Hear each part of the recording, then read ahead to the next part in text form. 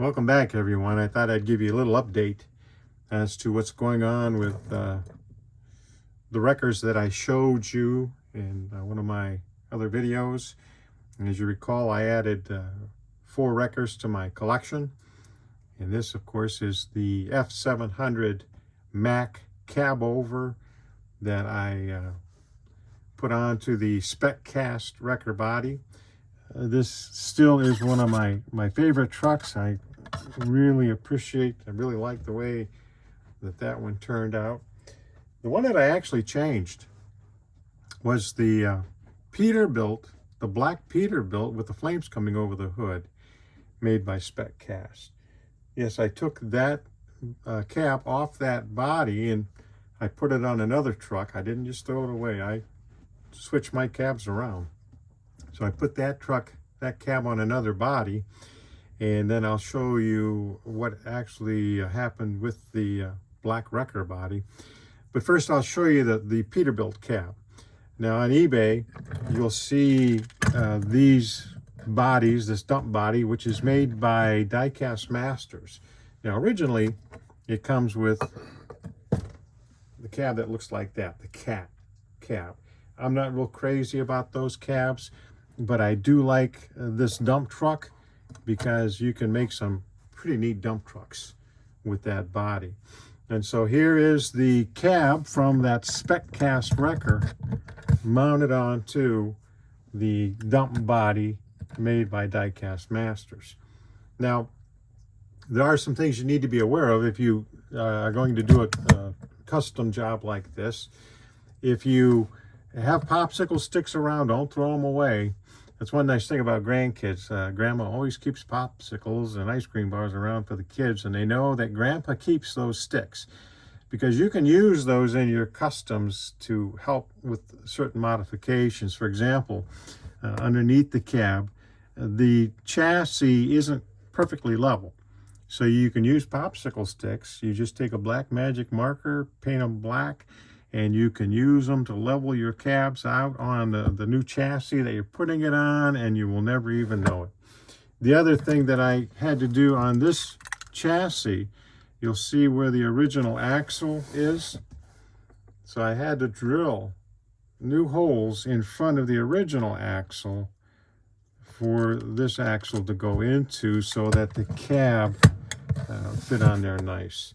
So that's what happened to that spec cast Peterbilt cab. It turned out pretty nice. I'm pretty happy with that. But now let me show you what happened to the wrecker body. On that wrecker body, it is now another cab over. For some reason, I really like the cab overs, but here's the cab over, the new wrecker that I just did. And if you notice, it's an international cab over. What's interesting about this cab over, this particular cab used to be a 9800 series international cab over. If you look at it close, you can see that it is no longer a 9800 series. Rather, it is customized into a 9670 series international cab over. And let me show you what the difference is. I happen to have a 9800 series sitting over here. You can see the axles where the front steering wheels are in a different location.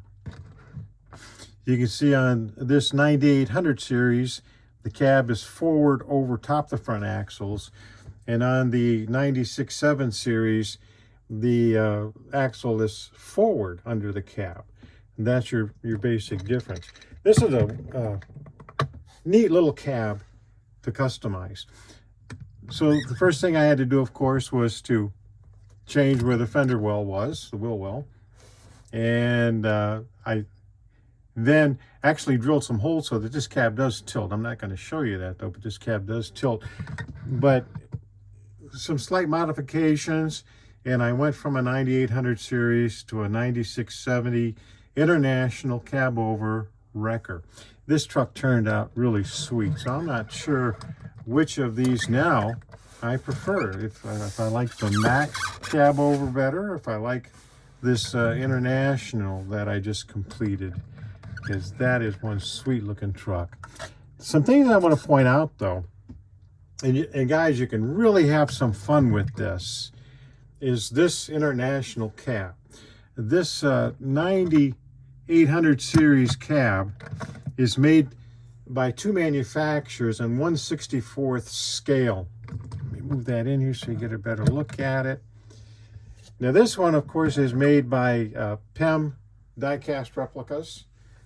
And of course it has the Schneider road name on it. This is the original, and I haven't touched this one. Let me put this back a little bit. So the first thing I did with this particular cab is I turned it into a 9670 cab. Let me show you what that one looks like. Bring it into the picture. And again, these are made by PEM. These are nice little trucks. So again, you can see the difference in the location of the front steering wheels in relationship to the cab. So it's pretty easy to go from the 9800 series to a 9670 series international cab over. There's some adjustments, of course, that will have to be made to the chassis as well as the cab to get it to turn out like this. But that is a nice little truck. And it's a fun little project too. It'll take a little bit of time, but it's a fun little project. Now, the other one, the other 9800 series international cab over is made by Ertl. And I have one here that I've already customized. This one is the, again, customized into a 9670 cab over. You can see again the location of the steering wheels. But the difference, the big difference between these two cabs is Ertl makes the 9800 series in a studio cab. You can see the window on the visor. PEM only puts the wind visor on theirs. And the big difference is, if you look at the back of these, you can see where this is all one solid piece.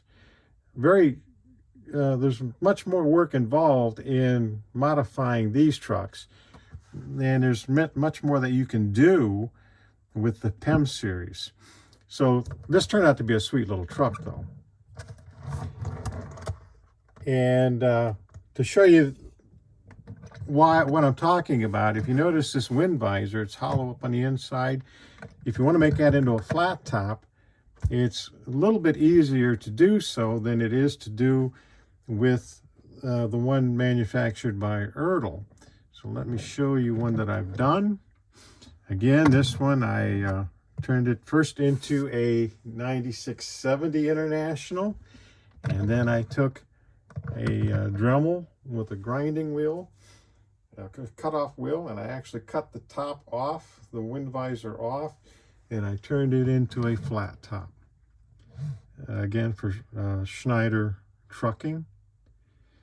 So right there you have three different versions of that International. Then of course I didn't stop there with the PEM. I actually did one for Pacific Intermountain Express, and I hooked it up to a couple of pup trailers. Put these back here, and this is how it turned out. The single axle day cab, I turned it into a day cab for Pi for Pacific Intermountain Express, and that is one sweet looking little truck with the pups, pulling a set of pups. So that's, you can see the differences that the different things you can do with that particular cab. Let me get those out of the way, and I'm going to show you something that I did with another Ertl. Again, I took the 9800 series truck, turned it into a 9670, painted it pink, put the pink Panther decals on it, and notice the front. The front is really changed. If you do some surfing on Google and you look at some of the trucks that are made for Australia, the Australian truck trains, you'll notice this grille. is what they will have on theirs. And I thought that was pretty cool. I came across that surfing Google, surfing international cab overs.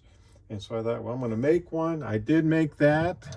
And I kept the grain trailer. This came with an Ertl grain trailer. So I kept the grain trailer with it, painted it pink as well. So it's a matching unit. And I thought that was a sweet looking little truck. And let's get back to this wrecker. Again, that's the different things that you can do with that international wrecker.